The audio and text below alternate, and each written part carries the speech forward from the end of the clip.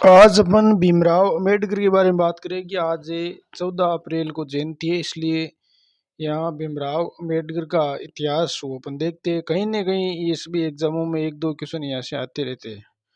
तो शुरू करते हैं, चलो। देखो, वो जो मुख्य पॉइंट है वही यहाँ पर अपन देखेंगे। डॉक्टर भीमराव अम्बेडकर 1800 अगर बात करें तो देखिए, 1891 में उसका जन्म हुआ और मृत्यु 1956 में हुई थी। और आधुनिक भारतीय राजनीतिक विचारक भी थे। उन्होंने दलितों के मसीहा कहलाता है ये। और भारतीय संविधान के प्रमुख निर्माता के रूप में भी जाना जाता है।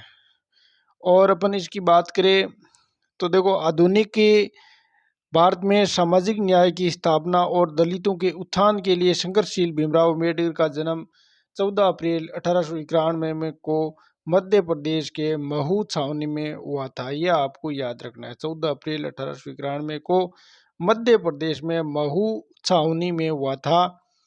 आगे बात करते, देखो, डॉक्टर भीमराव के शब्दों में जीवन की सफलता अछूतों का स्तर मानवता के स्तर तक लाने में है। ये उन्होंने अपनी कलम से लिखा है कि जीवन की सफलता अछूतों का स्तर मानवता के स्तर तक लाने में है। तो ये उन्होंने कोटेशन लिखी है। आगे बात करते हैं तो देखिए, अम्बेडकर ने भारत के दलित वर्ग के प्रति यानी प्रतिनिष्ठा और समर्पण की जिस स्थिति को अपनाया था, उसके आधार पर उन्हें भारत का लिंकन कहा जाता है। देखो, ये भी क्वेश्चन पूछा गया है कि भारत का लिंकन किसको कहते हैं? डॉक्टर भीमराव अम्बेडकर को कहते हैं। उन्हें बोधिसत्व की उपाधि से विभूषित किया, यानी बोधिसत्व की उपाधि है वो, उससे भी उसको विभूषित किया गया था। आगे देखो, बड़ौदा महाराजा गायकवाड़ द्वारा दी गई छात्रवृत्ति से, जो बड़ौदा महाराजा गायकवाड़ द्वारा दी गई छात्रवृत्ति से सन 1913 में अमेरिका के कोलंबिया विश्वविद्यालय में प्रवेश मिला। तो भीमराव अम्बेडकर है जो अमेरिका का कोलंबिया विश्वविद्यालय, उसमें भी पढ़ाई की उन्होंने 1913 में। और छात्रवृत्ति देने वाला जो था गायकवाड़ था महाराजा। आगे बात करते हैं अपन, देखिए ये क्या हो गया। आगे देखो, केवी यानी केवी राव ने अम्बेडकर को भारतीय संविधान की जननी कहा। जो केवी राव ने क्या है, अम्बेडकर को भारतीय संविधान की जननी कहा। अगला पॉइंट है, 3 अप्रैल 1927 में उन्होंने बंबई में एक पाक्षिक समाचार पत्र बहिष्कृत भारत का प्रकाशन प्रारंभ किया। ये भी कई बार एग्जामों में बहुत ही इंपॉर्टेंट पुस्तक है ये, कि बहिष्कृत भारत का प्रकाशन प्रारंभ किया गया था कब? 3 अप्रैल 1927 को। कहाँ से? बंबई से। और ये एक पाक्षिक समाचार पत्र था ये, ठीक है ना। ये आपको यहाँ पर ध्यान रखना है। आगे के देखो, 20 जुलाई 1914 की बहिष्कृत हितकारिणी सभा की स्थापना की। तो 20 जुलाई 1924 को बहिष्कृत हितकारिणी सभा की स्थापना की। ये इंपॉर्टेंट है, 20 जुलाई 1924 को बहिष्कृत हितकारिणी सभा की स्थापना अम्बेडकर ने की थी। इस सभा की स्थापना का मुख्य उद्देश्य दलित उद्धार के लिए सामाजिक चेतना जागृत करना और दलितों के मध्य शिक्षा के प्रसार के लिए सक्रिय कार्य करना था। इस जो बहिष्कृत हितकारिणी सभा है उसका जो काम था कि दलित का उद्धार करना, सामाजिक चेतना जागृत करना और उनमें शिक्षा का प्रसार करना, ये उनका काम था। ये तारीख याद रखनी पड़ने की आपको, 20 जुलाई 1924 में। आगे के क्वेश्चन की अगर बात करें, आगे पॉइंट की बात करें अपन, अप्रैल 1925 में अम्बेडकर ने बम्बई प्रेसिडेंसी में यानी नेपानी नामक स्थान पर प्रांतीय दलित वर्ग सम्मेलन की अध्यक्षता की।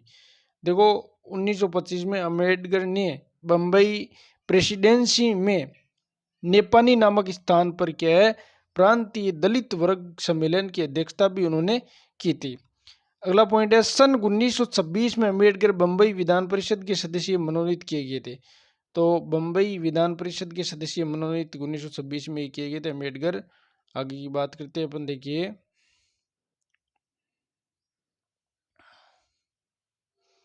तो देखो, आज क्योंकि जयंती है तो इसलिए इसके बारे में आपको जानकारी रखनी जरूरी है, क्योंकि कहीं ना कहीं किसी न किसी एग्जाम में ये पूछा ही जाता है। तो देखिए, यहाँ अपन बात करें कि डॉक्टर अम्बेडकर ने दलित वर्गों के संगठित संघर्ष की प्रेरणा दी और संगठित संघर्ष का प्रारंभ महद सत्याग्रह से हुआ था। ये भी कई बार क्वेश्चन आता है कि जो दलित वर्ग को संगठित संघर्ष की प्रेरणा दी थी अम्बेडकर ने, तो ये संगठित संघर्ष का प्रारंभ कहाँ से हुआ था? महद सत्याग्रह से हुआ था ये। अब देखो 8 अगस्त 1830 में नागपुर में आयोजित अखिल भारतीय दलित वर्ग सम्मेलन की अम्बेडकर ने अध्यक्षता की थी।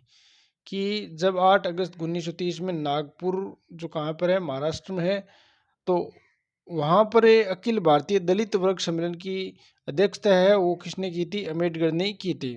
अगले पॉइंट की बात करें कि सन 1930 या 1932 के बीच ब्रिटिश सरकार द्वारा आयोजित तीनों गोलमेज सम्मेलनों में अम्बेडकर ने दलित वर्ग के प्रतिनिधियों के रूप में भाग लिया था। ये वेरी वेरी इंपॉर्टेंट है, ये पॉइंट है कि 19 जैसे तीन गोलमेज सम्मेलन हुए ना, 1930, 31, 32, जो लगातार तीनों गोलमेज सम्मेलनों में एकमात्र भारतीय ये जिन तीनों सम्मेलनों में लगातार उन्होंने भाग लिया था, कौन था? भीमराव अम्बेडकर था ये।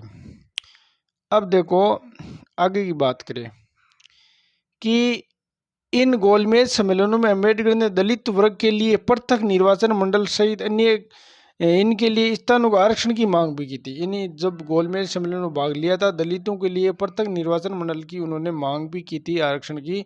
और सन 1928 में भारतीय दौरे पर आए साइमन कमीशन के सम्मुख अम्बेडकर ने ज्ञापन भी प्रस्तुति किया था। जब 1928 में साइमन आया तो उसके सामने उन्होंने कुछ लिख कर दलितों के लिए क्या है कि उन्होंने ज्ञापन भी दिया था।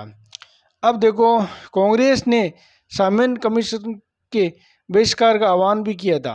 कांग्रेस ने साइमन कमीशन के बहिष्कार का आह्वान भी किया था, किंतु अम्बेडकर ने इस कमीशन में सहयोग करने के लिए बम्बई यानी लेजिस्लेटिव काउंसिल द्वारा गठित समिति के सदस्य के रूप में, देखो दोबारा देखते हैं अपन इसको, कांग्रेस ने साइमन कमीशन का बहिष्कार का आह्वान भी किया था, किंतु अम्बेडकर ने इस कमीशन से सहयोग करने के लिए बम्बई लेजिस्लेटिव काउंसिल द्वारा गठित समिति सदस्य के रूप में उसकी कार्रवाइयों में भाग लिया और उसके समकक्ष साक्ष्य भी प्रस्तुत किए। तो अगर इसमें देखा जाए तो अम्बेडकर है उसका विरोध नहीं किया था साइमन कमीशन का, बाकी उनके सामने जो भी समस्या थी वो उनके सामने रखी थी और उनमें उन जो कार्रवाइयाँ हैं हुई थी, समिति जो सदस्य के रूप में समिति के सदस्य बन करके उन्होंने भाग भी लिया था। अब देखो अगला पॉइंट,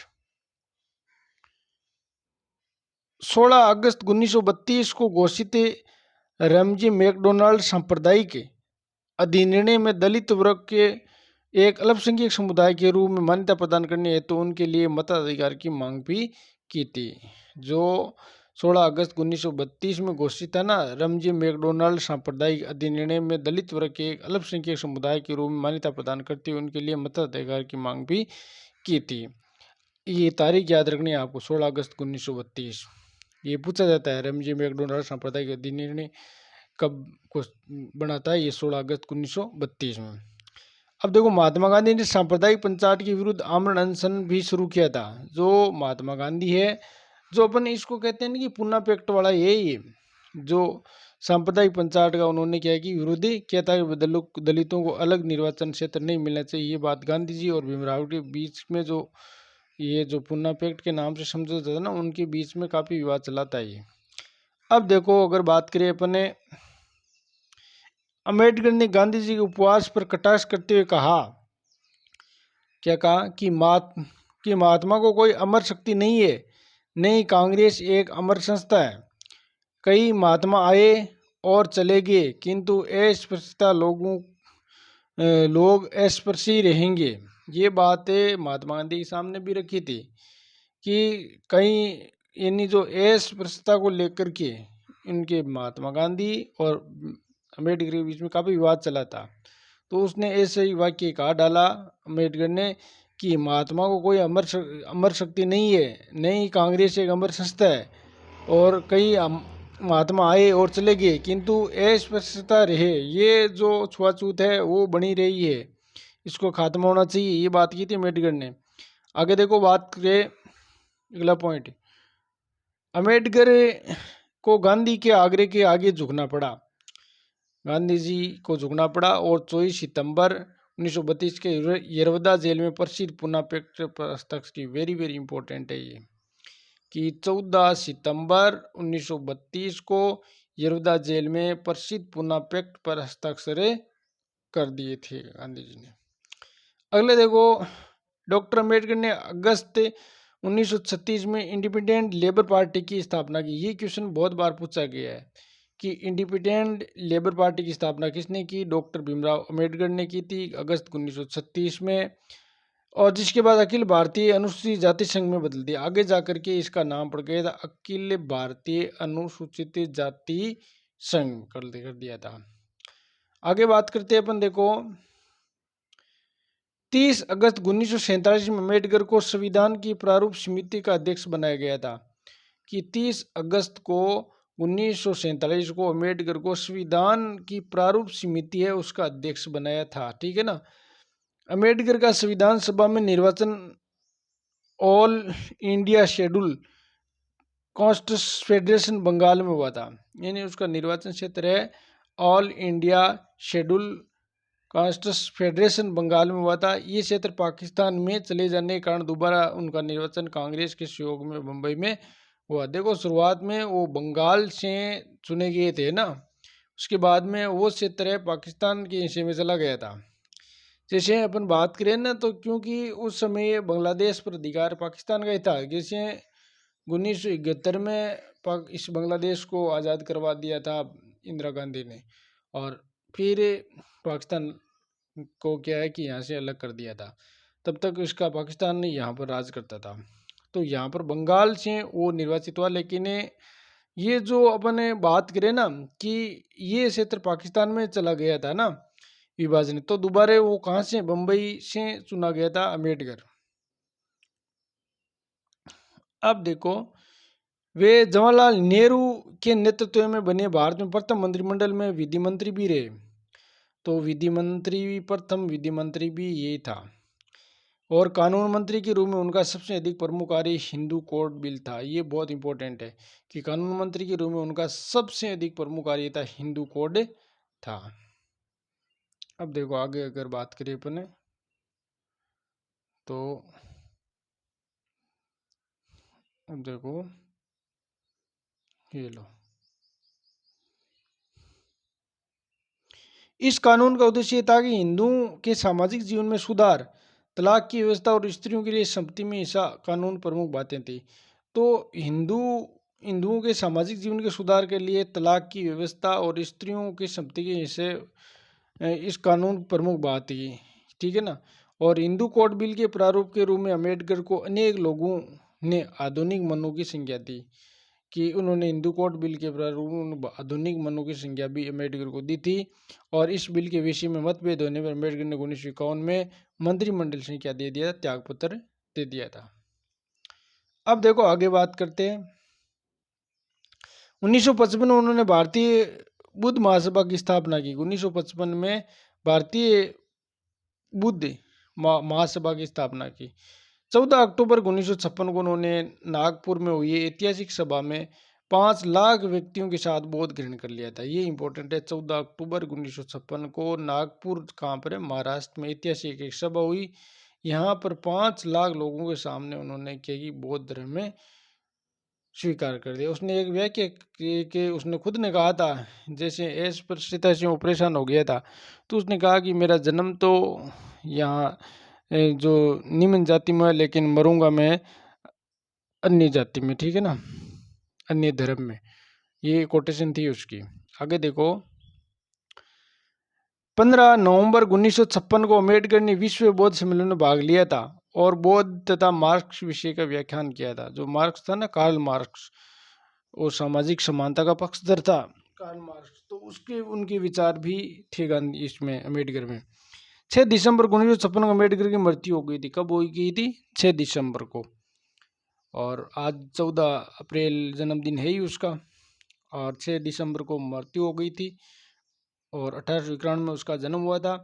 अब देखो 1990 में डॉक्टर अम्बेडकर को भारतीय रत्न सम्मानित किया था, और भारत रत्न दिया गया था 1990 में अम्बेडकर को। अब देखो, डॉक्टर अम्बेडकर द्वारा रचित साहित्य है वो कई बार कहीं ना कहीं एग्जामों में आपको उनका जो किताबें हैं उनका नाम पूछा जा सकता है। देखिए, the caste in India, the caste in India ये अम्बेडकर की है। दी प्रॉब्लम ऑफ द रूपी 1923 की, दी problem of the rupee, Gandhi and Gandhism, Gandhi and Gandhism. 4 number देखो, the Buddha and his Dhamma, the Buddha and his Dhamma, who were Shudras 1946 में, हु वर शुद्राज। अगली देखो बुक देखिए आपको ये दिखाएगी 6 number, what Congress and Gandhi have in to untouchables, क्या है, what Congress and Gandhi have in to यानी अनटचेबल्स 1945 में। अगली पुस्तक है दी अनटचेबल हु वार, यानी देखो the untouchable who are they and why they became untouchable, ये 1948 में। देखो दोबारा देखिए, the untouchable who are they and why they became untouchable, ये पुस्तक इसकी अम्बेडकर की। स्टेट एंड माइनॉरिटीज, स्टेट्स यानी स्टेटस एंड माइनॉरिटीज ये भी इसकी है। और थॉट्स ऑन पाकिस्तान, क्या है, थॉट्स ऑन पाकिस्तान, इसको 1-2 बार आप सुन सकते हैं तो ये याद हो जाएगी। अब देखो कुछ उसकी मुख्य बातें भी है। ये क्या हो गया, इतिहासकार है चंद्रदेव देवेन सेन, चंद्र देवेन यानी चंद्र देवनेशन क्या ने टिप्पणी की है कि दक्षिण अफ्रीका में ही गांधी जी को महात्मा बनाया था। दक्षिण अफ्रीका में ही महात्मा गांधी ने पहली बार सत्याग्रह के रूप में जानी गई अहिंसात्मक विरोध की अपनी विशिष्ट तकनीक का इस्तेमाल किया था। अहिंसात्मक मतलब हिंसा नहीं करना, किसी जीव को मारना नहीं। तो ये दक्षिण अफ्रीका में पहली बार सत्याग्रह रूप में उन्होंने प्रयोग किया था। ये टिप्पणी इतिहासकार चंद्रन देवनेशन ने टिप्पणी की है कि दक्षिण अफ्रीका में गांधी जी को महात्मा बनाया था। अब देखो अगले का आपको इसमें कोटेशन क्या दे रही है, ये लो, कि खिलाफत आंदोलन क्या था। खिलाफत आंदोलन 1919-20 के बीच में मोहम्मद अली और शौकत अली के नेतृत्व में, ये नाम याद रखना यहाँ पर, मोहम्मद अली और शौकत अली के नेतृत्व में भारतीय मुसलमानों का एक आंदोलन था। इस आंदोलन में निम्नलिखित मांगे थी कि पहले के ओटोमन साम्राज्य के सभी इस्लामिक पवित्र स्थानों पर तुर्की साम्राज्य अथवा खलीफा नियंत्रण बना रहे। अब देखो यहाँ पर ये जो है ना जजीरात उल अरब अरब, ये देखो यहाँ पर अपन भाई साहब ये अपन इसकी कोई ज़रूरत ही नहीं है। अपन देखो अम्बेडकर के बारे में देखेंगे केवल, ये यहाँ पर इस कोटेशन की देखो, ये महात्मा गांधी का चैप्टर आगे अपन पढ़ लिया है ना। चलो अम्बेडकर के मुख्य बातें इतनी थी। एक आपको पता ही है कि जो संविधान लिखा गया ना उसका प्रारूप का अध्यक्ष ये था ना, कौन, भीमराव अम्बेडकर। और संविधान बनकर यानी 2 वर्ष 11 माह और 18 दिन लगे थे। तैयार कब हुआ था, 26 यानी जो लागू कब हुआ था, 26 जनवरी 1950 में। और अंगीकृत का पूछा जाए तो 26 नवंबर, ये क्वेश्चन बहुत बार पूछे जाते हैं, 26 नवंबर 1949 को अंगीकृत किया गया, बनकर तैयार हो गया था। ये आपको डेटें याद रखनी। देखो मैं दोबारा, यानी ऐसा पूछा जाए ना अंगीकृत, ये शब्द आता है ना अंगीकृत, यानी ये जो है ना, ये एक मिनट सही लिख देता हूँ।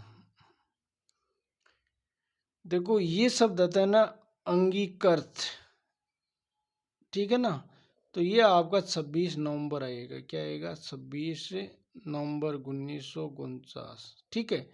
और लागू कब हुआ था, तो 26 जनवरी अपन मनाते हैं ना 1950 में ये लागू हो गया था। ये क्वेश्चन भी ध्यान रखना। देखो वैसे अम्बेडकर के और भी कहीं काफ़ी लंबा है, लेकिन यहाँ अपन मुख्य पॉइंट ही लिए गए हैं, ठीक है ना।